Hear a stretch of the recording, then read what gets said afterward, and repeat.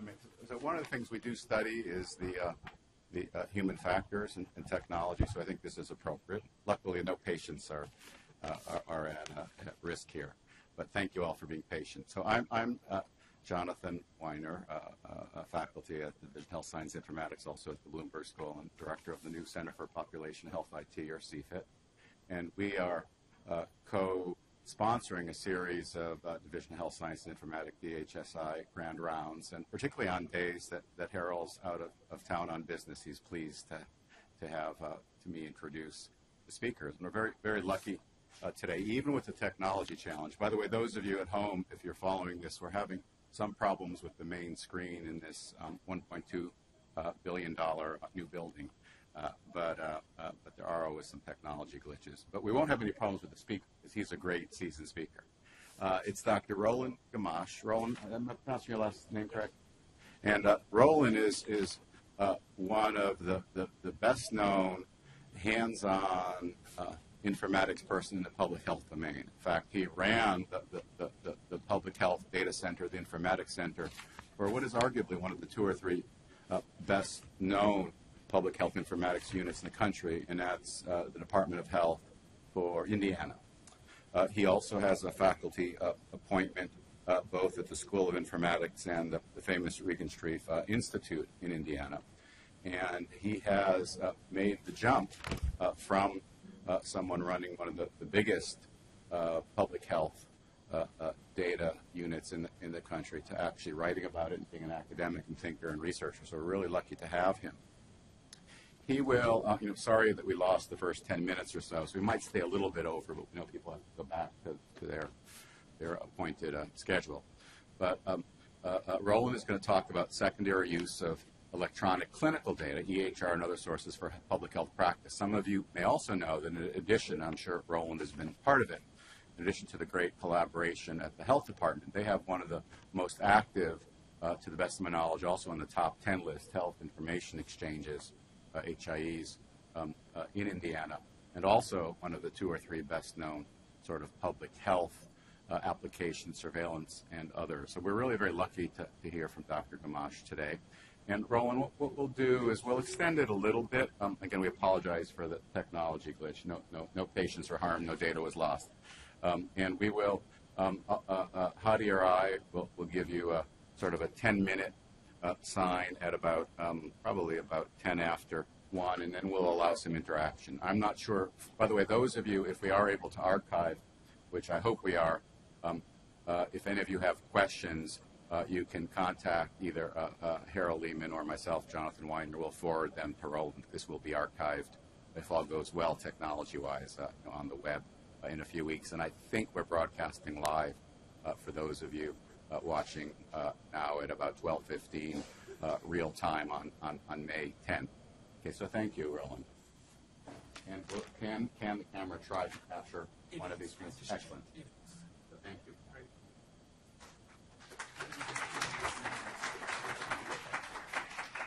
Thank you. I'm quite honored by the invitation from Harold Lehman and others at Johns Hopkins to be able to speak here today.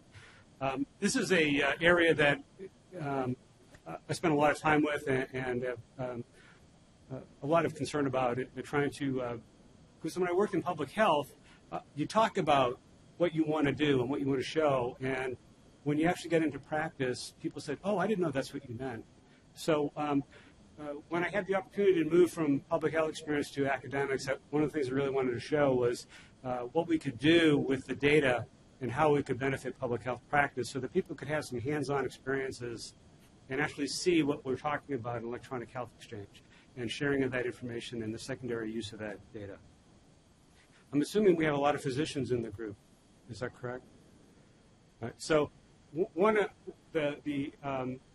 and this is relatively new to me, but one of the things that epidemiologists have trouble with is when they see the data, they don't know what to do with it because they're used to gathering this data themselves. And I tried to think of an analogy, and actually this was brought up to me. I think it's similar to a physician when you bring in a record from someplace else, and you have all that old data there.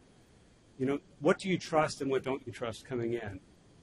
So not exactly the same, but I think epidemiologists look at the data that they don't gather themselves and wonder where it really came from and have some distrust of it.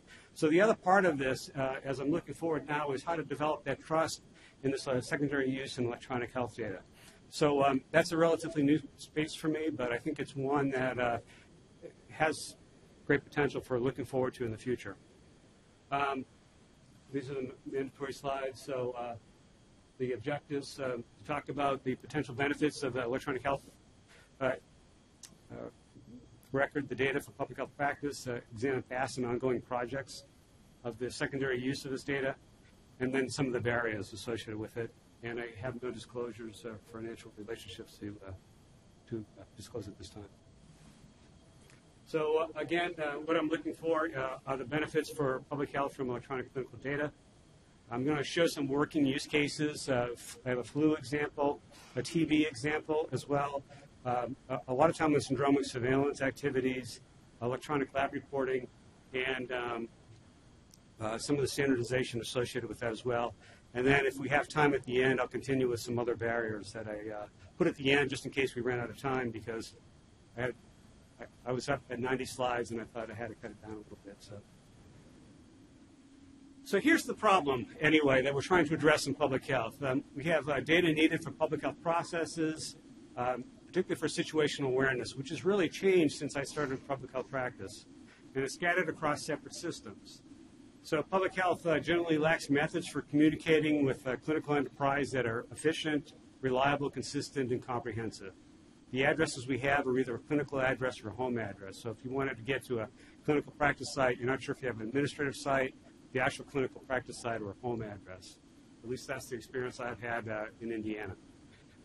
This situation hinders bidirectional communication between public health and clinical care, which is one of the things we're trying to foster as well. What kind of information does a physician need at the clinical encounter that public health has that can really impact the well-being of the community? And then how health information exchanges can facilitate this bidirectional communication. So hopefully we'll get through all that by talk today. So I'm going to start with some definitions. Health is a state of well-being and the capability to function in the face of changing circumstances. This is the IOM definition. I like this one because it's action-oriented. It's not a static definition. And I'm in Maryland, so I had to have something, kind of. And I didn't think crabs and public health go together well, so I decided sailing would be much more appropriate. And at least I got 2 laughs, so that's good. But when I talk about public health, baseball is my analogy. So public health is fulfilling society's interest in assuring conditions in which people can be healthy. Very similar to baseball. We have limited resources in public health. You put the players out in the field in the places you think the batter is going to hit the ball and to make the best defensive plays. Same thing we do in public health, try to use our resources in a way that most effectively protects the community. Can someone still get a hit? Yes, but we try to minimize that ability for the batter to hit the ball. So, and you can do all sorts of things, like in this case, the third baseman's playing up, shortstop's playing deep. We can move players around to try to get that defense going. We can move our resources around as well.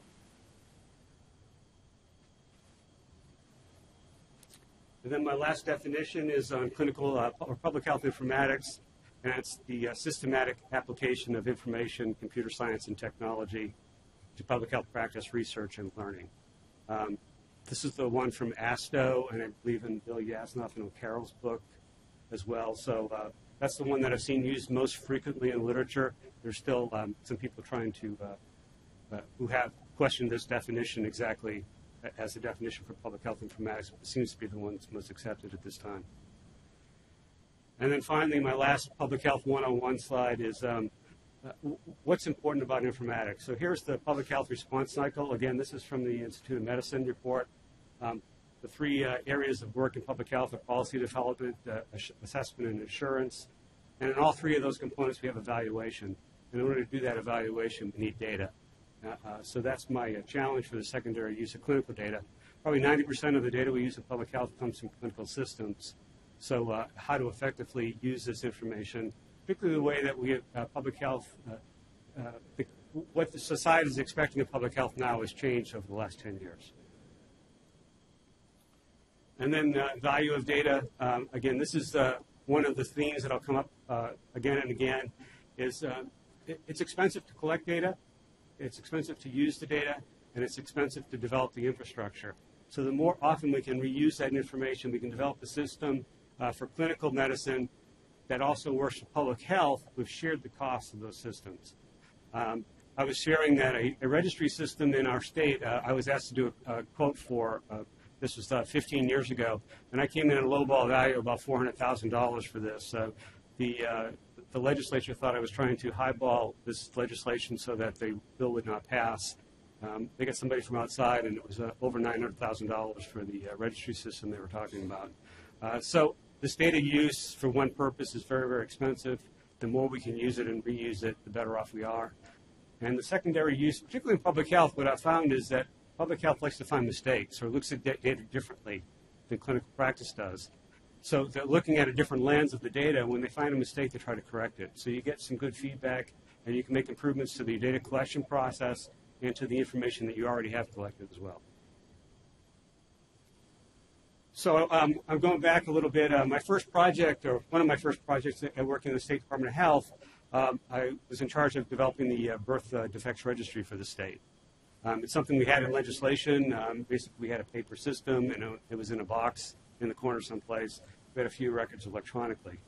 Well, we really didn't have any money. We had a hiring freeze, so no new staff were allowed.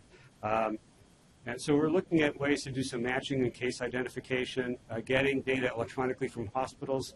Notice how old this is. It's a UB92, not even the 04, right? So, and I had $5,000 left over, or $50,000 left over from a CDC grant on birth defects registry. So we started developing the system to match records and link birth records to death records in the state so we could do some data cleanup as well. And then get some data in electronically from the hospital. So that was the start of this. And from that developed an integrated data repository for the state. And so there were a lot of things going on. There was a change in law, in state law, that allowed us to use or collect data differently than we could before. We had an initial emphasis on matching birth and death records in order to clean up the data, particularly birth defect conditions. We had a lot of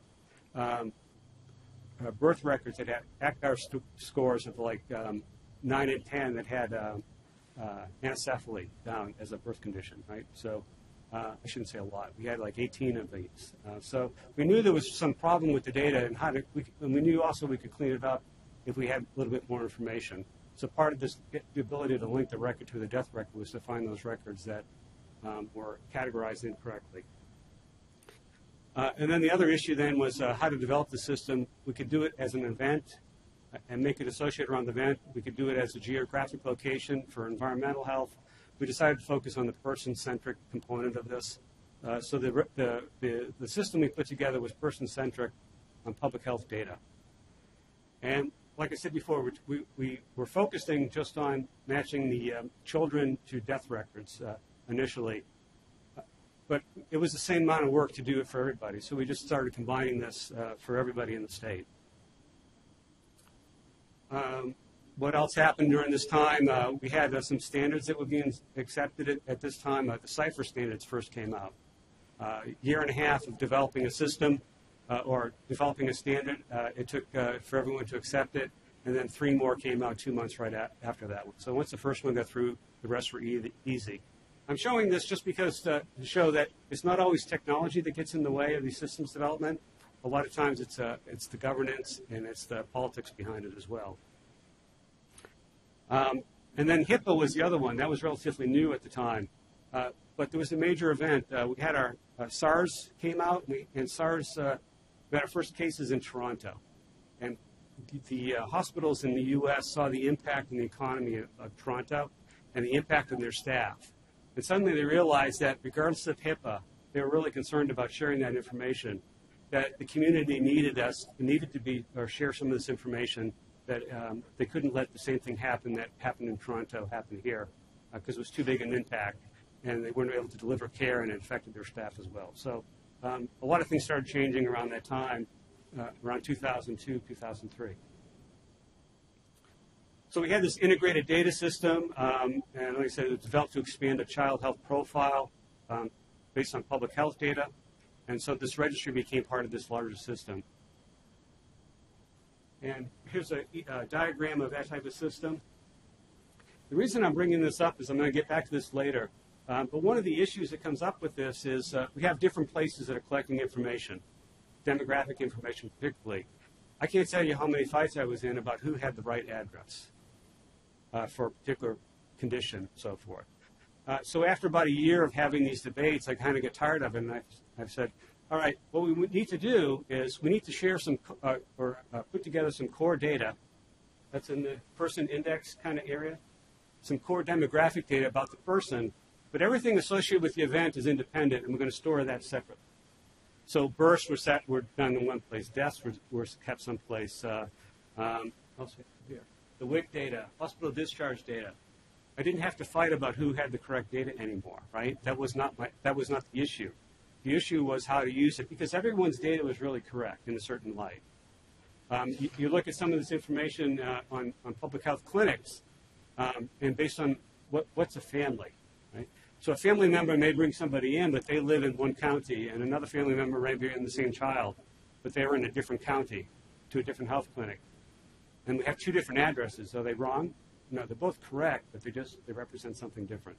So those were the fights I didn't want to have anymore, nor did I have the resources to try to adjudicate each one of those different ones separately. It was just easier to keep everything separate and let people decide how they needed to use that information rather than try to combine it ourselves into a global pool of some kind.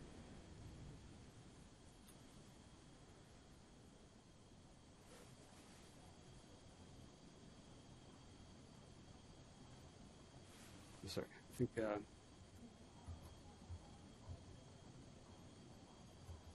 Yeah. So, okay. So that's kind of the background to the data going on here, and then now I'm going to start to move into some of the next steps. So that was some of the beginning steps of public health. So we have now the ongoing collection and assessment of health-related data. So this is in the syndromic surveillance area. So we're looking at ways now to collect information that precedes the diagnosis and lab results. So again, we had the SARS epidemic that was out there. We have the smallpox scare going on at the same time. We have the anthrax event occurring. We wanted to try to collect situational awareness data and do it in a time frame that allowed a public health intervention before we actually obtain a diagnosis, which could be 2 or 3 days later. So we're looking for outbreaks that have a sufficient probability that a case or an outbreak could warrant a public health response, and I think that's important because a lot of these different spikes that we see are significant, but they're not of public health significance. So again, these are the things we're looking for: early detection for acts of bioterrorism, disease outbreaks, and situational awareness. So where does this data come from? It's mostly based on the patient chief complaint, so it's in the patient's words, so we don't have to wait for a translation. There's no interruption to the emergency department workflow because it's collected at the registration of the patient and sent electronically. So there's a minimal cost to the hospital. I think it was about $400 or $500 is what we estimated per facility, one-time charge to get this tool out there in order to extract this data and get it sent to the health department. In this case, it was submitted real-time. Regan Street is the partner with the State Department of Health in order to collect this information. And it's supported by state statute. So it not only contains the syndromic information, but also patient characteristics.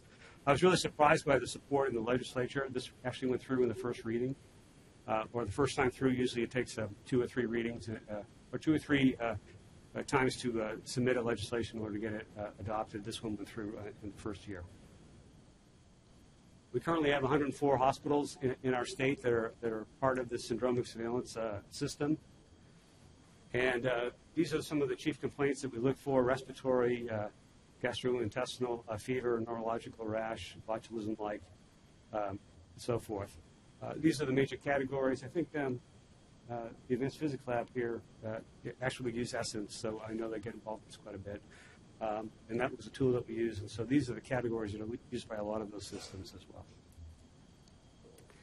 So I'd like to show some sample events here. These are the types that we had. We had a carbon monoxide exposure, a foodborne outbreak. I want to show some injury data as well, and then a bioterrorism exercise and ILI tracking that's possible with this as well. So this was the first event. This is carbon monoxide poisoning. This all happened in one community. Actually, it was all one family, but they went to different emergency departments. So this is actually an event that we found that was spread about the community. Fortunately, it was only in one location, so it wasn't a major event. But this was the first time we had an alert that was actually real. And what was important about this one was it's a neurological event, and people were concerned at the time about being able to detect these neurological conditions. It took it for a bioterrorism type act. Within a couple hours of a window of the data being there, we were able to do this detection and call up the hospitals in the area and the health department. This was a GI event. This was actually the first one that we really saw at the Public Health Agency. So I was there for almost 20 years. My boss was there for almost 30 years prior to this. This is the first time that our Public Health Department caught an event before what clinicians did, before we got a call from the hospital or the nurses. So this was a big deal to us. This was about 21 people who got sick at a convenience store. They never found the cause, but the local public health department went out and did an inspection of the restaurant or of this convenience store, made some changes, and we had no more cases. So, and this was over the weekend, so you can think what could happen if this went on over the weekend, and a number of people could have been exposed. But so we had an event, did an intervention, and were able to stop it in a relatively short period of time. One of the big public health wins, and something we were really excited about at the Department of Health. So one of the questions we used to get asked for this is, why don't you do injuries in your syndromic analysis? So this data comes in, put it in 3-hour buckets, and do an analysis. CNN will let us know that there's a problem long before we would find it, right, on a major event like that. So part of the deal, and some of this was of using infrastructure that's already there. CNN already has this infrastructure. We didn't want to redevelop that infrastructure. So we're using their infrastructure to let us know about these types of injury events that they will let us know about long before we would ever see it in a syndromic detection system. But what we did want to show was what happens if the emergency department is overwhelmed by injuries. So this was a tornado. A lot of injuries occurred, as you can tell. It was pretty devastating through southern Indiana. But notice that the GI events, fever, respiratory, those conditions were not really changed by the number of injuries that occurred. So we're still able to detect these other systems during an event that goes on. So that was a concern at the time when these systems were being developed, was what happens if someone tries to overwhelm our systems? Can we still detect what's going on? You had a question?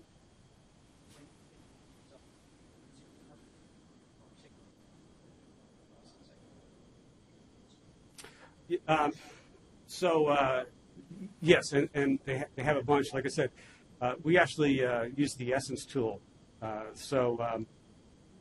What's actually inside and how they do all the different parsing, I'm not quite sure. How they did that proprietary system that they have let everyone use and develop. So, but yeah, there are a list of terms that patients have, and then they link those conditions to these as well. Sometimes there's ICD-9 codes associated with these conditions as well. It depends on the emergency department and how they process their information. But sometimes those are there, so they can use those as well. But most of it is some type of synonym dictionary that's being used, at least from my understanding of talking to people like Joe and so forth.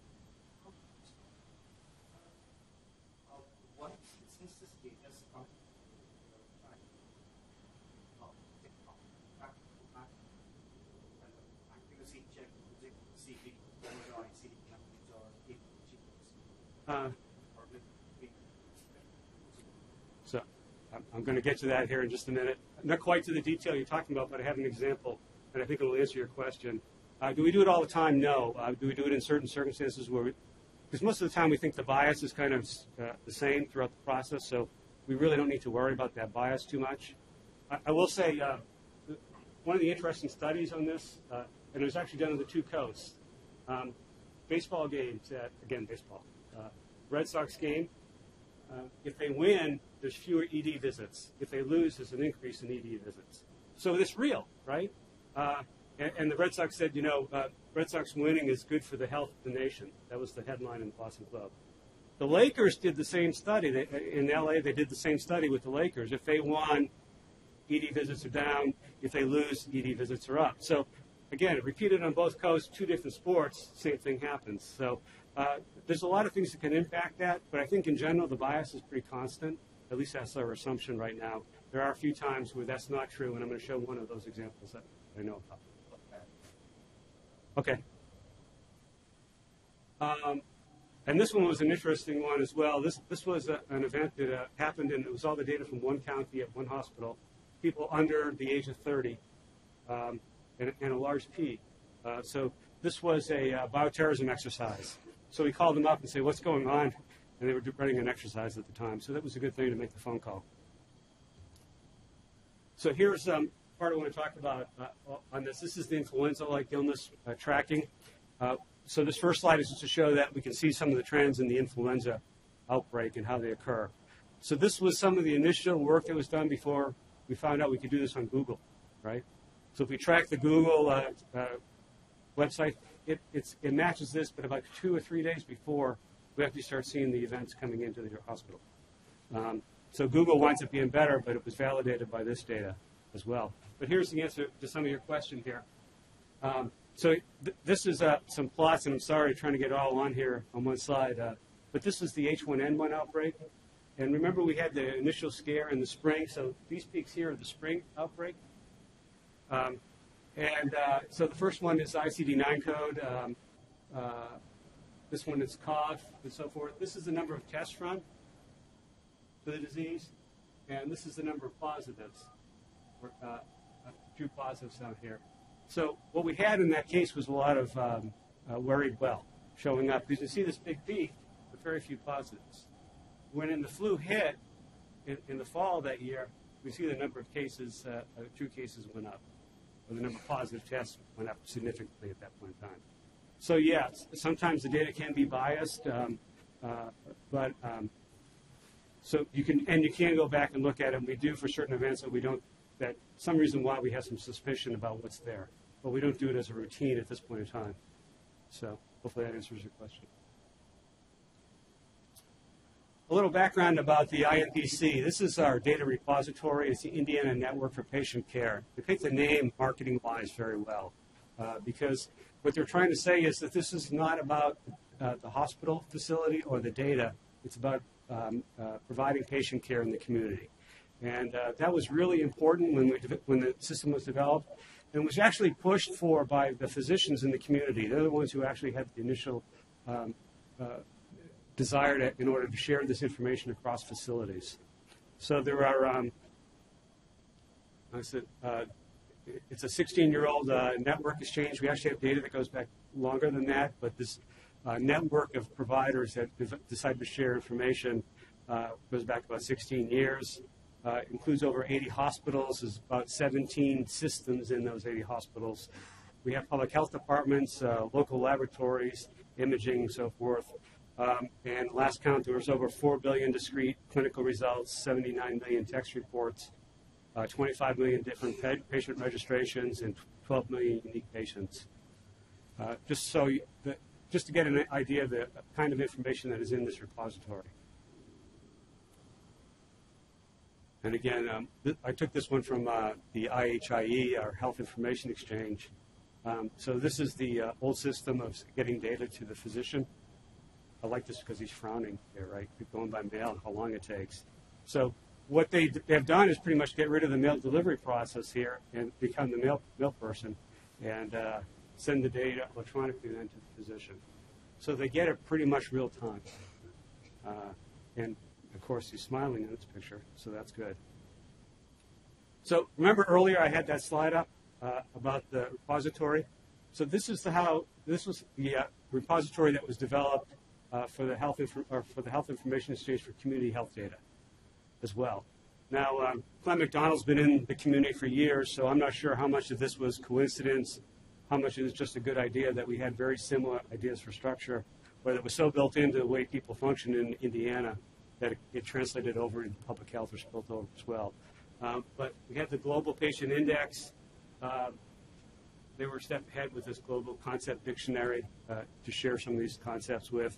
And then They also have the provider index that we were working on. We hadn't quite got there yet. But notice how the data is kept independently as well, and there's only certain data that's stored and integrated in this core patient index file. And then you can go through and grab the other data from where it's stored as well. It is stored separately from the hospital. It's most of their data, not all of the data. But what that does is, if you look at this 95 or 99% uptime for a computer system, that's a general business agreement that you sign right now. Well, you know, when you first do that for 2 or 3 facilities, it's not a big deal. When you get up to about 20, you're dropping down to about 90% performance. And much more than that, it starts dropping significantly down to 80%. So you start losing the ability for the system to be up all the time where the data is. This helps then get that reliability up, particularly when you have a lot of facilities. It helps get the reliability of the system up so that the data is there. It also is a backup for the hospitals, so they use this as part of their backup plan as well. If they want to leave, they can take that data with you. They cannot take this data that's in the global registry, however. There's not really health information in there. It's more demographics and population-based information. It's really not information about the health of the individual. Again, I just showed this slide one more time to show the similarities of the two systems. And then talking about reusing systems, so here's the clinical information flow. So you have from the hospital to the network, through the firewalls, delivered to where it's needed. And if we look at the public health or population health information flow, so it's the same network. It's a very similar process. The only difference is this is batched every 3 hours and sent to the State Department of Health instead. So again, reusing that infrastructure that's in place for one purpose and using it again someplace else is really important, I think, for getting community commitment and viability to the product at the same time. Okay, so this brought up a question then, the next step here is to look at this electronic laboratory reporting as well. So now we have the syndromic surveillance. We're looking at ways to automate lab reporting in the state. We're getting all this data sent to us automatically.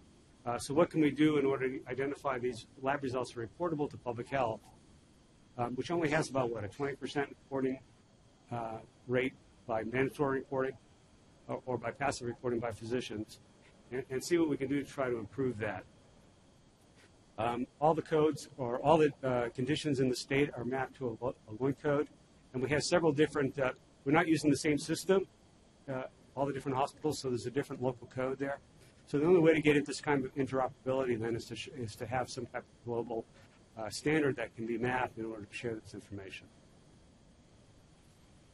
A little background again too, on the loin codes that we're using, just to get a good understanding, as few as 80 distinct laboratory results can account for over 80% of the total volume of laboratory at a typical healthcare center. And this has been tested at 3 different facilities, so it's more than just at Regan Street. And part of this is because the challenge of mapping and the cost of mapping these codes to a standard vocabulary is really resource significant, and it's limited in a lot of cases because you're limited by expertise, by people who have the expertise to do the mapping, and by the costs associated with it. So there's a lot of costs in getting these codes mapped and trying to reduce that, at least for the initial steps of how we can get something up and functional real quick while minimizing the resources needed in order to get it working. Plus, it allows you to develop the system and get some first steps going and make some changes to it after you see it working a little bit before you try to just turn it on with everything already coded. So I kind of jumped ahead here, but this frequency-based approach is referred to as selective mapping. What I was interested in was if we use a selective mapping condition, what kind of impact would this have on public health? Because we didn't know what codes in public health were in this top 80, or actually I only used 2,000, the top 2,000 codes for loin, and how that might impact a public health department. So the top 2,000, it's really like 2004, 2005, something like that. But what it does is it looks at, or it collects about 98% of all the clinical records that occur by using these top 2,000 codes. And again, this was tested at 4 different facilities, and these were the combination of codes that occurred most commonly for 98% of conditions. We also have another link tool that from the CDC called the Reportable Condition Mapping Table. This is the old Dwyer tables. So it has all the conditions mapped to LOINC codes that are reportable to public health. So we could look at these top 2,000 codes in a clinical environment and compare it to the ones that are on the CDC mapping table. So what do we use for this? At Regan Street, we have the Notifiable Condition Detector. It's been in operation for over 10 years. It has more than 350,000 real-time HL7 transactions daily. It's identified about over 800,000 potentially reportable conditions to public health over its tenure here. It's not uncommon for a patient to present with multiple reportable conditions as well. So there might be some double counts here. This is a quick diagram then of how this system works. The first step is to identify any potentially reportable case. So this is the place where my students struggle with the sensitivity specificity, right? Because I say that sometimes you want to get something with a lot of false positives in it because you want them there to test further. The next step then is to take a look at these and try to do some more work on them. So instead of doing this full rigorous examination of all the results just for everything that comes through, we kind of break it down into here are the results we think are important, and let's do some more tests with it. Now, LOINC code has a group in there that allows you to look at how the condition is reported. It's either a numeric code, a text code, or a nominal value. So you can have things like positive, negative, true, false, so forth like that. You can have a numeric value like for a lead test, or it can be something that you're trying to identify a bug. So it's a microscopy of some kind, and you want to identify the organism in it. So those ones that are doing text are going to be a lot more intensive and take a lot more time in order to do. So basically, we had, looking at that completeness, we were able to get about an increase of over 80% of the test results reported automatically to public health, and a reduction of about 8 days in that time. This is the top 2,000 codes again. Looking at that, about 35% of the data was not in those top 2,000 codes based on what we had in the Notifiable Condition Detector. And again, this is kind of the reportable conditions. About 136 data points or LOINC codes are needed to get to that 98% level for public health. So we need to add it, about 120 conditions. We had to add about 40 conditions to that list of the 2,000 in order to get to this level of coding for public health. Again, if we only use the top 2,000, we've only seen about 68% of the data at the end. So, yeah, I kind of went through all that. This other condition is for TB reporting. And what we had was the Gopher system, which was an old DOS-based system. We're moving to a more rigorous system now, but this was developed on the old DOS-based system. So we have really short messages that are sent here. What we're looking for were people in the community who had screened positive for TB, but there was not a follow-up on. And public health was having difficulty finding these. So these are the homeless population as well. So they know where to look for these individuals. They just couldn't find them. So we put this in the ED department, and they had 53 different patients alerted to that. But they only had one notification in the 13 months.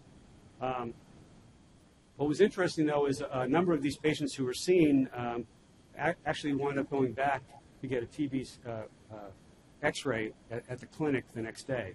And when we did the follow-up on that, what we found out was the way the ED uses the Gopher system, the computer physician order entry system, they use it after the fact. They had added another module in for emergency department module to manage their patient load. So they were actually seeing this after. So we're thinking that these patients were notified after they had kind of walked out of the room, and that's why we weren't seeing those notifications early.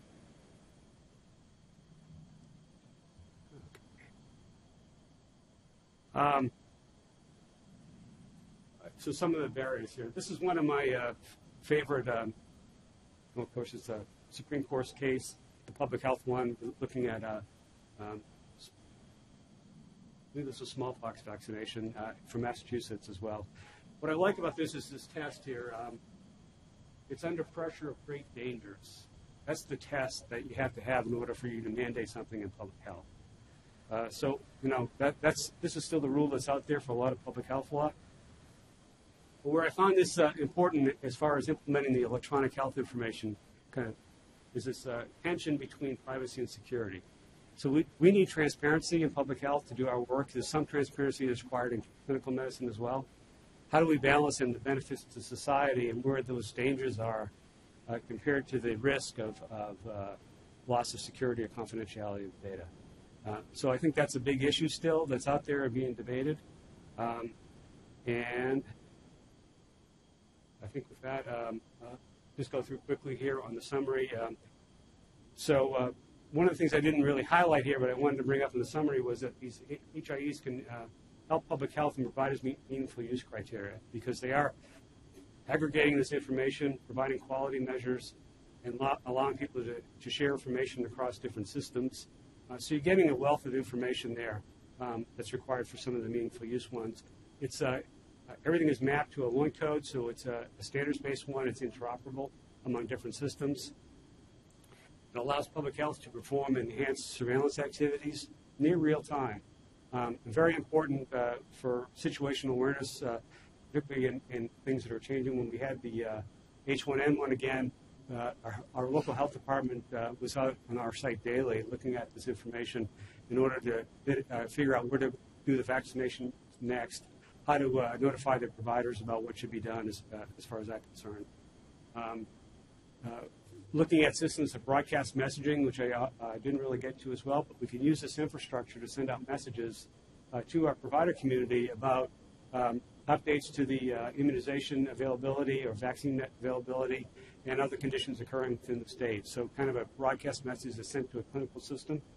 So it becomes part of the clinical process flow is where that data is when the physician would be using it. And again, this can impact part of the bidirectional communication that I talked about, trying to get this information to the provider at the time. And then finally, for outbreak management, trying to mitigate public health response to outbreaks in the community. So sorry about the late start. I kind of ran through everything, trying to keep on track a little bit. And if I have any questions, I'll be happy to answer them. Thank you.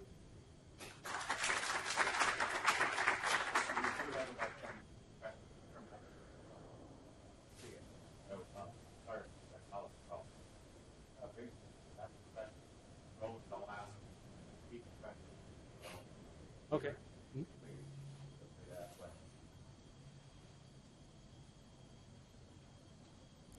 I explained it too well. I have. Yes. In a lot of controversy about Impc.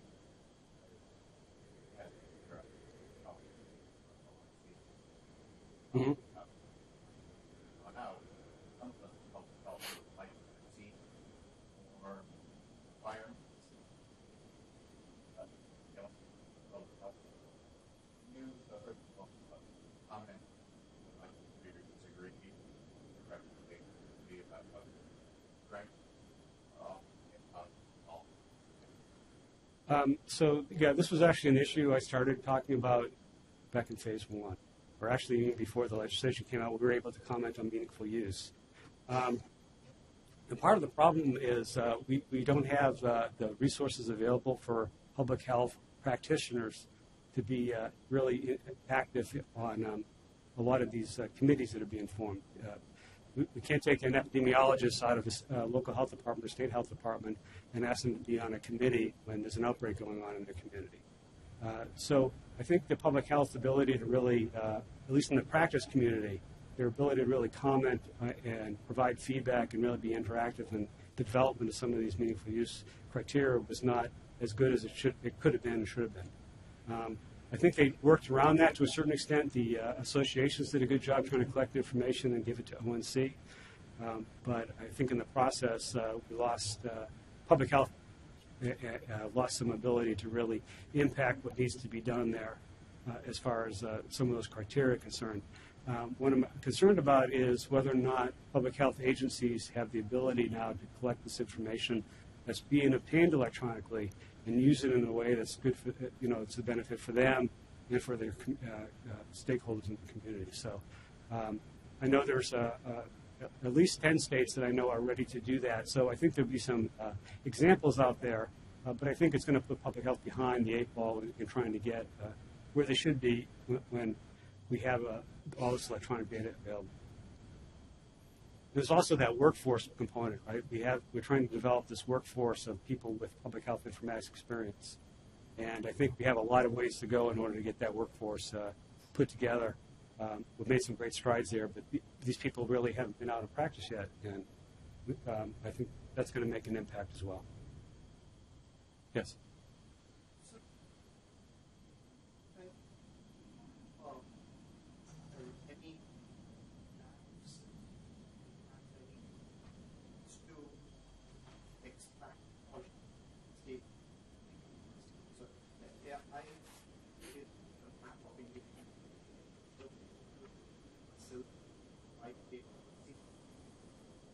Mm-hmm. And in your example, you have one is a yeah,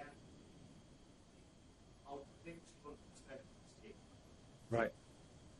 So the question is about sharing data across state lines, particularly in the syndromic surveillance. So that was a good question.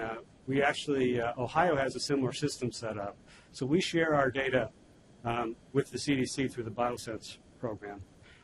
But right after that, Ohio started sharing their data as well. So we got together with Ohio, and so we set up a agreement to share information. So all data that's within 2 counties of the border, we share all of that information. We don't share the names, we just share the event, right? And any resident, regardless of where they are, from Ohio that served in Indiana or Indiana, Ohio, we share that data as well. So that's how we have gone about that. And then if there's an outbreak that occurs or some type of situation that occurs, the rules or the agreement allows us to share, name, event, provider, everything that's needed in order to mitigate an outbreak or potential condition as well. But so yeah, that's there, particularly in our Cincinnati area. Cincinnati's right on the border, so we have a lot of people from Indiana going to Cincinnati for care. So that was really important at that time. We're working with Kentucky.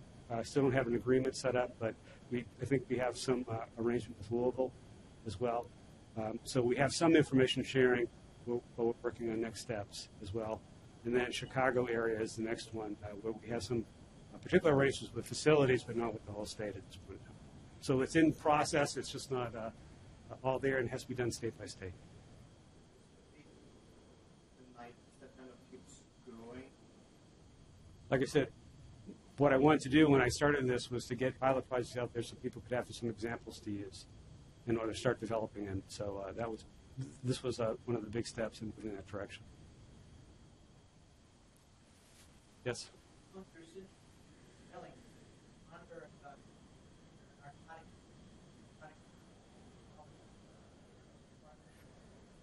So that's actually a new project going on right now. It's not part of the syndromic surveillance one, unless it falls in one of those categories already. I'm sorry, the question was about narcotic usage. But Indiana's an inspect state, so anything that's a Schedule II or related or higher medication is reported through this, and it's shared with the pharmacy board, and now we have access to that at the emergency department. It's not in the clinical data set yet. I think that's the next step. They're using I don't know if you saw that report about the index that they have for narcotic use. So I think it's been validated in one state. We're looking at validating it in Indiana as well. And I think it was Pittsburgh at that work, but I can't remember offhand. Yes?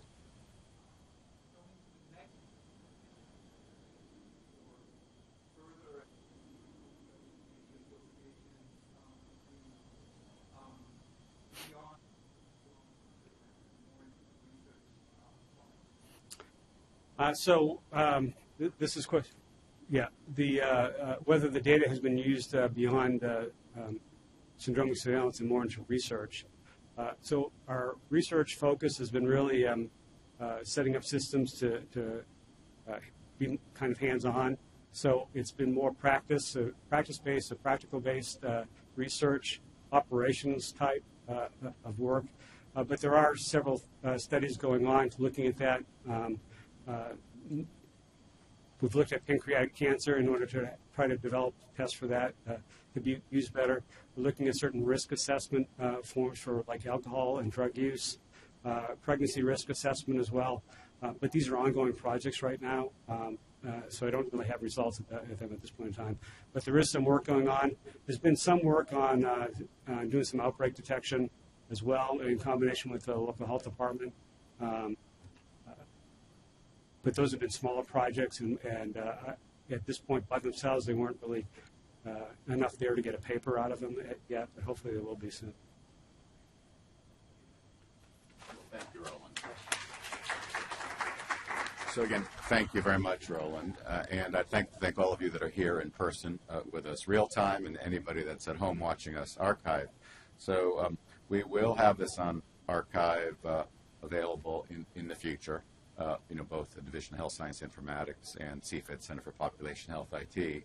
Dr. Gamache made it look easy, and it isn't easy. There are only a relatively small number of states, relatively small number of jurisdictions that are able to do this like you've seen. I think all of the questions that were asked today, those of us in public health and outside of public health, also in medicine and general clinical informatics, I think that the domain of public health informatics, and as I'm fond of saying, population health informatics, I think is really one of the most important growing areas of the future. So thank you very much for coming to speak with us from Indiana, and thanks to all of you who are watching this online. Have a good day.